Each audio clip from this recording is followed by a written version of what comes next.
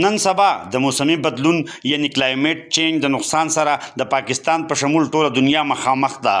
خو د حیرانتیا خبره دا ده چې د نورو ملکونو په مقابله کې په ګلوبل وارمنګ کې د پاکستان حصہ د نش برابر ده چې له وجې د نقصان اوچتولو ملکونو په اولنو 7 ملکونو کې پاکستان شامل دی او په خصوصي توګه د خیبر پختونخوا په غرونو کې د زرونو په تعداد کې د ګلیشیر موجودګي او هغې ویلي کېدل د سیلابونو خطر او نقصانونه یو فصل سیوا کوي. د موسمي بدلون له وجې که د ګلیشیر موجودګي د سیلابونو په شکل کې د نقصان خطر سیوا کوي نو بلخوا د خیبر پختونخوا په غرونو کې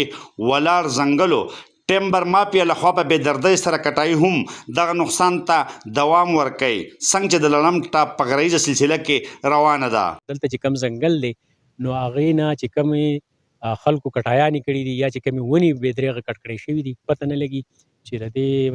متعلقه چې کم واکمنان دي چې هغوی څنګه په نوټس کې دا نه راځي او ورځ په ورځ باندې هغه ونې کټ کېږي او د هغې هغه ښکلا کمیږي. ټول ته مونږ دا وایو چې د دې د بره چې کومه کټایي کېږي د دې بوټو نو د هغې دې لږ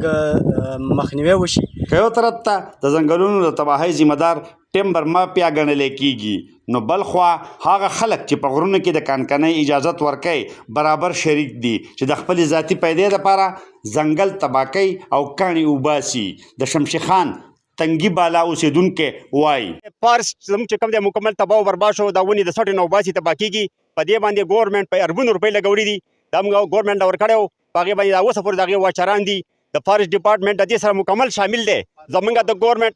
ګورنمنټ نه خاص کر د چیف منسټر صاحب نه دا مطالبه ده چې زموږ د دې زموږ ویژن مطابق چې ګرین پاکستان نو پاکستان خو دیو ختم کو ځکه ختم کو چې دا شنوالی دی او غر نه لرې کو په دې وایي په اربونو روپۍ لګېدلي زموږ مطالبه ده چې دا لیدونه فوري کینسل شي او دا ختم کړی شي د علاقې لپاره سکون پیدا شي. د موسمي بدلون یعنی کلایمیټ چینج د سیلاب وراني خیبر پختونخوا کې هر کال زیات وي. زرخیزې ځمکې غریزو سیمو کې آبادۍ د دې ښکار شي او ځاني نقصانونه کېږي. دا نقصانونه کمېدی شي خو د ونو کر زیاتولو او ځنګلونو کټ کولو مخنیوي دپاره د ذمهدارو لخوا په ایماندارۍ عوامي بیداري مهم چلول پکار دي. محمد اسرار، خیبر نیوز چکدره، کوزدیر.